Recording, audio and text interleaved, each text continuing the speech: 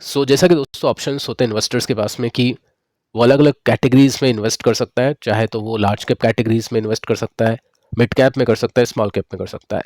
तो देखो directly large cap में इन्वेस्ट करना मेरे हिसाब से तो सेंसिबल नहीं है, क्योंकि आप अपने म्यूचुअल फंड्स के लिए एग्जिट लोड पे करते हैं अगर आपको 1 साल से पहले बेचना हो या जो भी उसका क्राइटेरिया हो।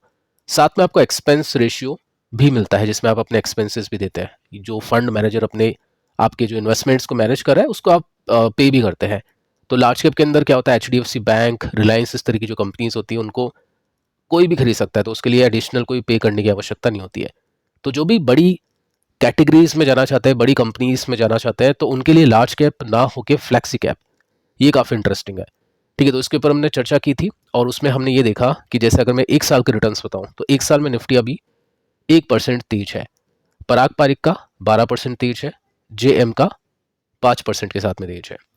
अगर मैं पिछले 5 साल की बात करूं तो पिछले 5 साल में आपको दिखाई देगा कि निफ्टी ने डबल किया है अपने मतलब प्राइस को, और साथ में पराग पारिक की बात करें तो यहाँ पे ट्रिपल हो चुका है। JM की बात करें तो 170% के रिटर्न्स हो चुके हैं। तो कहने का मतलब ये है कि लार्ज कैप में अगर आप जाना चाहते हैं, निफ्टी के कंपैरिजन में अगर आप अच्छे पैसे कमाना चाहते हैं, तो वो फ्लैक्सी कैप कैटेगरी होती है। अब दोस्तों हम बात करने वाले मिड कैप के बारे में, क्योंकि मिड कैप के अंदर काफ़ी अच्छे पैसे बनते हैं। स्मॉल कैप्स आगे चल के हम बातचीत करेंगे, उसके ऊपर कुछ फंड्स की इन्फॉर्मेशन मैं आपको दूंगा। साथ में ETF, बहुत ही कम लोग ऐसे होंगे जिनको इस ETF के बारे में पता होगा, क्योंकि मिड कैप 150, मिड कैप 100, इसके बारे में काफ़ी इन्वेस्टर्स को पता है। बट उससे भी ज़्यादा जो रिटर्न्स बनते हैं मिड कैप 50 में बनता है। ये निफ्टी 50 है, ये मिड कैप 50 है। अब मिड कैप 50 में 50 कंपनीज होती है, तो वो 100, 150 जो इंडेक्स होता है उसके कंपैरिजन में फोकस्ड है, और फोकस्ड है तो फिर उसमें अच्छे रिटर्न्स भी बनते हैं और स्टॉक नीचे भी अच्छा आएगा। ठीक है, तो निफ्टी और निफ्टी मिड कैप 50 को हम कंपेयर करें, पिछले 5 साल के रिटर्न्स को देखें, तो निफ्टी के 105% के रिटर्न्स है, जबकि मिड कैप के 217% के रिटर्न्स है। तो ये इंडेक्स होते हुए भी म्यूचुअल फंड को बीट कर रहा है, बट वो लार्ज कैप फंड था या फ्लेक्सी कैप फंड था। तो इसका मतलब ये है कि इस इंडेक्स के अंदर कुछ ना कुछ तो है, काफ़ी अच्छी ग्रोथ है। और अगर इस इंडेक्स को बाय करना है तो ऑप्शन क्या हो सकता है, ETF। और ETF किस नेम से अवेलेबल है, कौन सा जो फंड है, कौन सी जो एसेट मैनेजमेंट कंपनी है इसका ETF चला रही है, काफ़ी सारी कंपनीज है। बट मुझे जो समझ में आया है वो मैं आपको बताता हूँ आगे चल के। बाकी अगर आप कंपेयर करोगे ना इसके साथ में म्यूचुअल फंड्स को भी, मिड कैप 50 इंडेक्स है ये तो निफ्टी का, इसके साथ में मोतीलाल ओसवाल को भी कंपेयर करें, या फिर मिड कैप HDFC को कंपेयर करें, या कोटक इमर्जिंग को कंपेयर करें, तो भी इसके रिटर्न्स काफ़ी इंटरेस्टिंग है और इसमें जो फीस है वो भी बहुत ही कम है। तो ये काफ़ी इंटरेस्टिंग है। साथ में दोस्तों ये जो बाकी फंड्स है इसके ऊपर भी बातचीत करेंगे आगे चल के, लेकिन इस ETF को देख लेते हैं, ये कौन सा ETF है। तो इसको खरीदना है इन्वेस्टर को या ट्रैक करना है, देखना है, तो इसका नेम आप यहाँ पे देख सकते हैं, Kotak Nifty mid cap 50 ETF। इसकी NAV या फिर इसका जो प्राइस है ETF का अभी के समय कितना है, 141 रुपीज़ का है। और आप देख सकते हैं प्राइस एक्शन कैसा है, अच्छा परफॉर्म किया था। अभी जैसे मिड कैप और स्मॉल कैप कंपनीज के स्टॉक्स नीचे आ रहे हैं तो उस हिसाब से ये भी नीचे आ रहा है। अब देखिए फंड्स के ऊपर आने से पहले ETF को तो चलो हम एक बार कवर कर लेते हैं, उसके साथ में मैं आपको मिड कैप का बताता हूँ कि मिड कैप के अंदर किस तरह से तेजी मंदी आती है, कितनी गिरावट आती है और कैसी तेजी आती है। क्योंकि मिड कैप कैटेगरी बहुत इंटरेस्टिंग है, लार्ज कैप की तरह स्लो ग्रोथ भी नहीं है और स्मॉल कैप की तरह हाई रिस्क भी नहीं है। तो यहाँ पे रिस्क भी अच्छा है और रिवॉर्ड भी अच्छा है, एक्सेसिव कुछ नहीं है। तो ये जो कैटेगरी है काफ़ी इंटरेस्टिंग कैटेगरी मानी जाती है।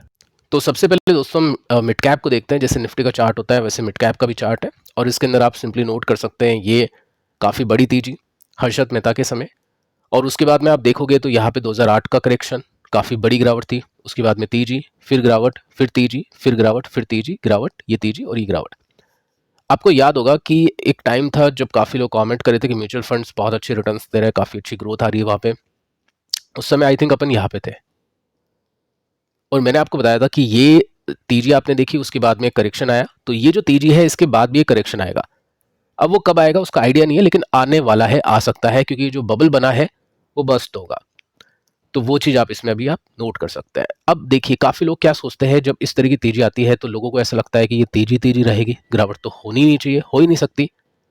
और जब गिरता है मार्केट या मिड कैप ये जो इंडेक्स है जब गिर रहा था इस समय भी, तो लोगों को लगता है कि अब चलेगा नहीं, जैसे यहाँ पे आप देख सकते हैं। तो आपको ये देखना है कि ऑलरेडी यहाँ पे काफ़ी अच्छा डिस्काउंट आ चुका है और उसके बाद भी काफ़ी अच्छी तेजी भी बनी थी।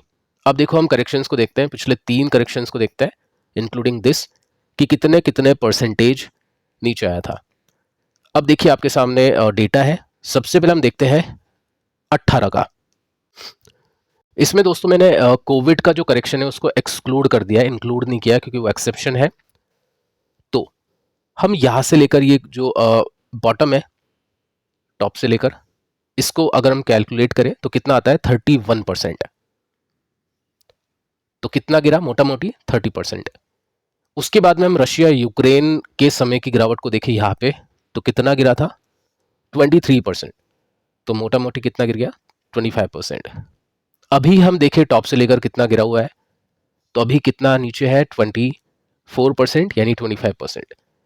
तो कहने का मतलब दोस्तों ये है कि 25 से लेकर 30% तक की जो गिरावट होती है वो होती है इस कैटेगरी के अंदर, और उसके बाद में फिर अच्छी तेजी आती है। तो ऑलरेडी आपके पास में 25% का डिस्काउंट आ चुका है।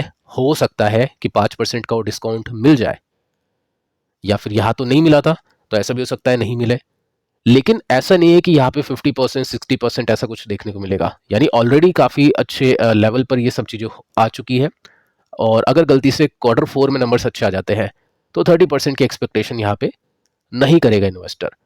अब दोस्तों हम बात करते हैं कि जब तेजी आती है तो कितनी आती है, क्योंकि गिरावट तो हमने देख ली 30% की, 25% की, तेजी भी देखता है।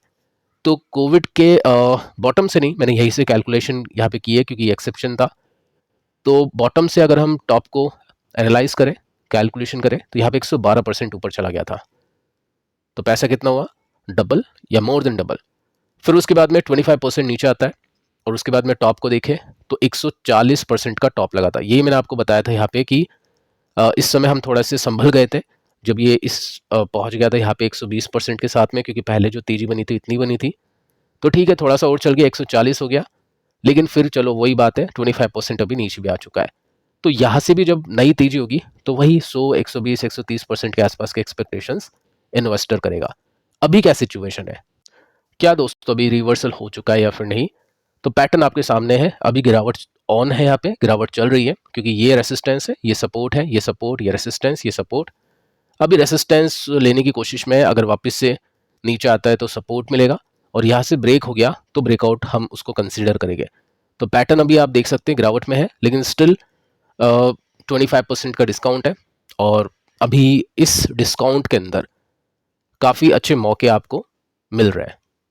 चलिए दोस्तों, बैक टू ETF, वापस से ETF पे आते हैं, और इसमें मिड कैप 50 ETF हम यहाँ पे देख चुके हैं, नेम मैं आपको बता चुका हूँ। अब इसमें देखिए बना था ये 2022 में, इसको कौन मैनेज कर रहा है, उनके नेम्स आप यहाँ पे देख सकते हैं, ETF का कोड आप यहाँ पे देख सकते हैं, और इसमें काफ़ी सारी कंपनीज है, 50 कंपनीज है टोटल। कौन कौन सी कंपनीज है दोस्तों, ये चेंज होती रहती है, ठीक है, ये रीबैलेंसिंग चलती रहती है, जैसे निफ्टी में चलती है तो यहाँ पे भी रीबैलेंसिंग चलती है, और 50 कंपनीज कम नहीं होती है। तो मेरे हिसाब से ठीक है, डाइवर्सिफिकेशन भी इसका काफ़ी अच्छा है, तो इसको भी चेकआउट आप कर सकते हैं।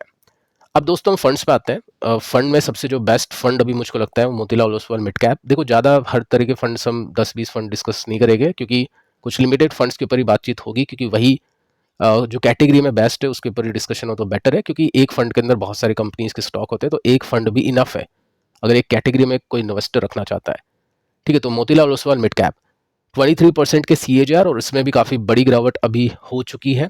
साथ में अगर हम इसके भी पैटर्न को देखें तो सेम काइंड ऑफ पैटर्न है जो अभी हमने इंडेक्स का देखा, अप्स एंड डाउन्स का, लेकिन अल्टीमेटली डाउन ट्रेंड के अंदर है, तो ये काफ़ी सही है। अब इसमें एक्सपेंस रेशियो को देखते हैं, 0.68% का एक्सपेंस रेशियो है इसका, ठीक है। एग्जिट लोड वही 1%, 365 दिन का। आगे चलते हैं, HDFC मिड कैप अपॉर्चुनिटी, ये भी काफ़ी अच्छा फंड है मिड कैप के अंदर, और इसमें देखें तो इसमें एक्सपेंस रेशियो कितना है 0.83% का, और ये भी एग्जिट लोड 1% का है। अब एक्सपेंस आपको कम पे करना है, उसके लिए सबसे अच्छा फंड है कोटक इमर्जिंग इक्विटी फंड, और इसमें भी काफ़ी बड़ी गिरावट आप देख चुके हैं। 20% के CAGR अभी इसमें दिखाई देते हैं। देखो 20% के CAGR ये सब एक्सपेक्टेशन अभी मत करना, ठीक है, अभी काफ़ी नीचे आ चुका है, तो एक्सपेक्टेशन बढ़ा सकते हैं बट इतनी नहीं करना है एक्सपेक्टेशन, थोड़ा सा 2-5% कम की ही एक्सपेक्टेशन करो, चाहे अभी सिस्टम अभी ये इनका नीचे क्यों ना हो, स्टिल ठीक है। वो आगे चल के वो डिटेल में देखते हैं। अब देखो यहाँ पे एक्सपेंस रेशियो सबसे कम है, आई थिंक 0.45% का है, एग्जिट लोड की बात करें तो 10% से ऊपर का इन्वेस्टमेंट अगर आपने निकाल लिया तो आपको क्या करना पड़ेगा, वही 1% एग्जिट लोड देना पड़ेगा। 10% से कम निकालते हैं तो एग्जिट लोड आपको नहीं देना पड़ेगा, उसमें आप कितना भी इन्वेस्टमेंट निकालो एक साल में तो आपको 1% का एग्जिट लोड पे करना पड़ेगा। तो इस सिचुएशन में ये काफ़ी अच्छा देखने को मिलता है और तीनों फंड्स को आप एनालाइज कर सकते हैं और जो ETF मैंने बताया उसके बारे में भी आप जांच पड़ताल कर सकते हैं।